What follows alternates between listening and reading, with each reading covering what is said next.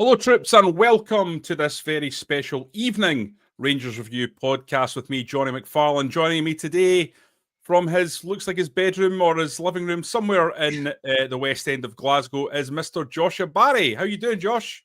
You obviously don't watch the Rangers Review enough anymore because this is my living room, but it's just from a different angle than normal. But yeah, I'm fine, thank you. Enjoying the sun a bit today.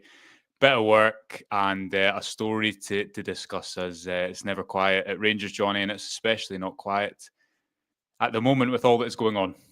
Indeed, and we won't be on for very long because you do have the small matter of a Rangers Celtic youth game to go to and enjoy. Yeah, the reason I'm distracted is because Horatio Casemiro was actually starting, and someone had suggested to me a couple of weeks ago that you might see him before the end of the season in some capacity. He's obviously been on this journey back from a bad knee injury, but yeah, great for him to see him back in the team. I'll read before we get into the news. I'll read people the team. It's Maguire, Hutton, Scott, Casemiro, Joe Campbell, McCallion, Aidan McCallion, who's a lot of interest around at the moment because he's been on the bench in a lot of Rangers games. Finlay Curtis, who captains the team, Adamson, Edie, and CO, and Burnside. So we'll be going up to Firhill shortly to bring people coverage from that game as well. The poor media man, which is often at these events, our very own friend Craig Vickers, will be besieged with requests from yourself, no doubt, to speak to Mr. Casemiro after the game, but we'll see how that goes. Regardless of that, let's get into this big story this afternoon. You obviously broke the news, Josh, that there was a big consortium party at Ibrox today. Certainly, a lot of the key figures have been pictured later on in the day outside the ground, walking around with Patrick Stewart and new PR chief Greg Mailer. Tell us what you know. Yeah, well, as you say, it was a story that kind of materialised quite quickly, and we got wind of earlier in the day. There is a lot of interest, understandably, in the takeover at the moment and what's happening, when's it happening. Chris had a story a couple of weeks ago, Johnny, just before the official statement, the first public confirmation of this takeover was provided, that from both parties, from the consortium and from the club as well, laying out that this 51% stake was achieved. The pathway to that had been established. Obviously, as everyone knows, as you know, it's not as simple as a transaction between one person on one side and one person on the other side. Is effectively two kind of consortiums coming together, and there's a lot of work behind the scenes to achieve this. It's in its final stages, hence why that very public briefing was placed just before the CEO Fans Forum last week. And today, as people will have now seen, and pictures that have since been released, I think there you go, from STV, Parag Marathe, Andrew Cavenagh, Greta Steinson, amongst others from the US Consortium Party, the wider party, who've been over, are led to believe, and we're told, not only for the Leeds promotion party, which took place last night. Leeds had been confirmed they were going up already from the English Championship, but I believe that was their first game at Elland Road, where they knew that they were returning to Premier League football. And members of Andrew Cavanagh and Greta Steinson have already been to the training centre. This was a wider consortium going to the stadium, taking a look around, and very much being given the official tour. It's exciting times for Rangers fans, and rightly so, because it has not been a season full of excitement, Johnny. And so we're led to believe that some of them will be remaining for the Old Firm at the weekend. Obviously, the final Old Firm game that Rangers will play this season against Celtic before what is going to be another busy month of May and ultimately hectic June and July as Rangers' new majority owners try to get ready for a big season. Yeah, some of the other characters there, I believe that's Kevin Thelwell at the back. Is that right, Josh? I think so. It's hard to tell in these grainy pictures, isn't it? But I'll take your word for it. Pretty sure from looking at the video, it's Kevin Thelwell. It might not be, it might be his twin brother, but certainly he looks like him. And then the other person we believe to be Raminder Dadwal, who's a 49ers director. So yeah, there's several people in that consortium, Josh, and I suppose this just puts to bed any fears that Rangers fans might have that there was maybe a loss of momentum in this takeover. We've said from the get-go, we've been consistent all along at the Rangers Review, haven't we, that this was going to be a takeover that just didn't happen overnight, that was going to take a little time to get over the line with all the legal stuff. And this is just more, I suppose, confirmation that this is heading in the right direction? Yeah, if people need it, as you say, Johnny, this has been going on for a long time, and it's a complex. It's important to explain the complexity, not least because there's a lot of people involved on both sides, and a lot of people that want to make the deal work for them on both sides. Naturally, that's how these things work. But all the way along, since it's became publicly known, and especially in the last month or so, when there hasn't been maybe as many updates, and it's felt as if maybe from the outside things have slowed down, it's been pretty consistent, the noises that you've heard, that this is just a matter of time. And I think there's a lot of excitement. This is not going to be a takeover, as we know, where Rangers are going to transform their fortunes in one summer. It's not a takeover because of profit sustainability rules, and where they're going to be able to completely transform the squad and spend millions and millions in every single position. But what it will be and what it represents is Rangers being run in a new direction, in a clear direction. And you go, John, if I take you back to even October, when Rangers had an interim CEO, they had an interim chairman, they had a manager that was on the brink for a long, long time. Think back to when they lost to Aberdeen away, and there was a lot of discussions, will Philippe Clement be sacked? Bluntly, there was not the infrastructure really to even sack a manager and start that next managerial hunt. This has been a club that for a long time has not had consistent leadership. And while it's not going to be smooth sailing, and while there will be disagreements, absolutely, there'll be things that I'm sure supporters will be disgruntled with. I certainly don't think going forward that Rangers are going to face that same issue of not having the type of leadership that they've needed, and certainly not having a clear direction to establish where they want to go. And ultimately, while it will take time, over time, they'll hope they can get there too. Yeah, absolutely, Josh. And I suppose the big story between now and the end of the season, with there not being an awful lot in a sporting sense to play for, it will now kick in what these guys are planning. What is the future going to be? Kevin Thelwell, we've already talked about. He's going to be a major player in the football direction of this club. Do you have any feelings or any early indications on the kind of direction that they'll go in? I don't mean individuals. I don't mean individual players. I just mean a broader brush sense of how Rangers will start to approach this era effectively. Yeah, we've got a piece coming on the website in the next couple of days, which will give a bit more detail as to Thelwell's appointment, why Rangers have gone for him, how it feeds into the summer transfer plans, which we're led to believe are still in the planning. It's in the planning process, shall we say. It's not as if there's a clear idea definitively from the top of the club as to where Rangers are actually going. They obviously have a recruitment head and a technical director, Niels Koppen, there, but there's going to be a lot more, I guess, infrastructure now at the top of the club surrounding that. Rangers have a lot to do this summer. It was put to me by one person recently, you could see as a player turnover as heavily as 15 players. If you think of those that are out of contract, you think of those that are out on loan. How many is that already? Is that probably about 12, 13? People can give us an exact number in the comments.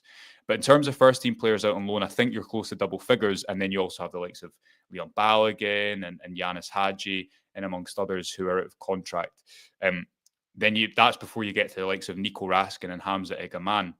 Will Rangers sell them? Will Rangers be able to hold on to them? Certainly Raskin looks the more likely of those two players to leave as things stand because of his contractual situation. All that to say, with Champions League qualifiers potentially coming in July, we know that if Athletic Bilbao do win the Europa League, that could help Rangers. It could ease their pathway. It could mean they enter at a later date. But even so, between now and pre-season, with a new manager to come in, you simply can't completely reset a squad overnight. So I would not be surprised if this summer not only is busy, but if you see a squad that is built right throughout the summer up until the season starts, much like this season when you had players like Ben Davies starting for Rangers in the opening day of the season, but very much have obviously not been a part of the plan subsequently. So the next few weeks are crucial to not only establish who the manager is going to be, but establish wider things like where are they going to invest, who are they going to sell, how and where they're going to try and front load a bit of investment in this team. Because I think there is some players in there that you can build around, so to speak, but you need, I think, leaders There's not many players that you look at and I think you think you're the one who's going to lead me next season. I think you need quality inserted in a lot of different areas of that team. So it's going to be intriguing. It's going to be busy, and the men that you've got on the screen who are leading that particular new era at this club obviously will have a wider scope of how and where this needs to go. There'll be patience in terms of not going all in for a transfer target that's going to maybe negate you being able to invest in the team elsewhere. But also, this season has been so bad, Johnny, that you do need to see early signs. Fans are impatient, understandably so, and Rangers need to build a team that is able to compete very quickly. And if so many players are lost, that could be a significant job. Far be it from me to point anyone to anyone else's podcast, but our very own Chris Jack was on a BBC podcast this afternoon, which I thought was pretty interesting, with a very, very well-informed Leeds fan who was from a Leeds fan media outlet, and he was talking about some of the strategy that he felt that the 49ers had adopted. And he pointed to what he almost described as a common sense approach to transfers, where they were going after players that had performed very, very well in the league. And, the Championship is a notoriously difficult place to get out of. So they thought, right, well, who's the best striker in the Championship? So they went and got Joel Pirro. So I think he scored 20 odd goals this season for them and has been their key player. And it was one of those deals, one of those chances to buy a player who had performed at a level where he scored 22 goals in the Championship in 21-22, 19 goals in 22-23. So it becomes something of a kind of no-brainer. Go and get the guy who's kind of the most consistent striker in the Championship. And he was talking about other players, I think right back as well. They lost the young lad Gray to Tottenham, and it was a case of, right, let's go out and get a right back that's a confirmed performer in the Championship that can deal with the rigors of that league.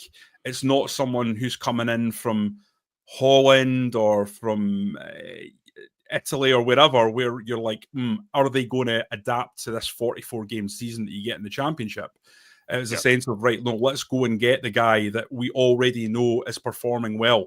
And they got that guy in. And so I suppose the question, Josh, is will they adapt that kind of common sense model to the Scottish Premiership, both in hiring a manager and in player transfers? That we're going to have to see. Yeah, well, you saw the story come out, I think it was the Daily Mail, about the noises coming out of Leeds that potentially they might part ways with Daniel Farke. Whether or not that's true, obviously, we don't know. But I don't mind that sentiment, because what you're seeing with clubs increasingly, I think, when they go up to the English Premiership, is they come right back down. And there needs to be, I don't mind if a club owner in Leeds situation says, do you know what, we're going to have to play maybe an unattractive style of football for a couple of years, like what Brighton did, but we'll establish ourselves eventually. You see the three teams went up last season, it came right back down. So I take what you're saying, there has to be a practicality about it, and in every squad building idea. And I think, to be fair, Rangers in some senses have done that too. We broke the story last week about their serious interest, we're led to believe, in Josh Mulligan of Dundee, who's out of contract this summer. Something that Niels Coppin spoke about in that interview we did with him way back when in October, which feels about 4 years ago, was that trying to build that Scottish core that maybe it hadn't been there enough predominantly in Rangers recruitment in the past. So you're right to say that even if you look at the team that Barry Ferguson picks between now and the end of the season, Johnny, how much is that looking forward towards next season? So far, I would say it's not been much. Yes, he's given Bailey Rice an opportunity amongst others, but the team selection at St Mirren suggests it's going to be a kind of a continuation of the more experienced players. Cyril Dessers has got 2 years left on his contract in the summer. He's 30 years old. It's the opportune moment to sign him.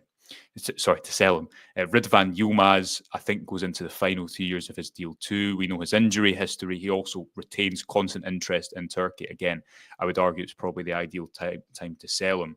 But what Rangers will have to balance with all these factors, as they did last year when there was interest in Desser's serious interest in the American market, but he was scoring that goal, you'll remember, against Dinamo Kyiv out in Lublin to potentially take Rangers through to a Champions League qualifier, is how do you balance the short-term need with the long-term gain? And I think what Rangers have consistently come back to too often in recent years is we just need to win here, so how are we going to get through it?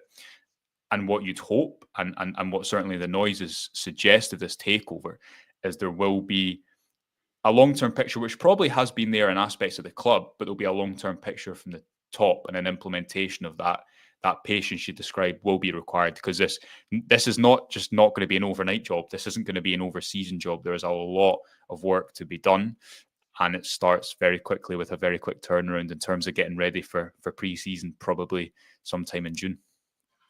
Yep, Josh, listen, I'd love to sit and talk this out with you further, but let's be honest, that kickoff at 7 p.m. is ticking ever closer. Yeah, You've basically got to jump out the door and run to Firhill.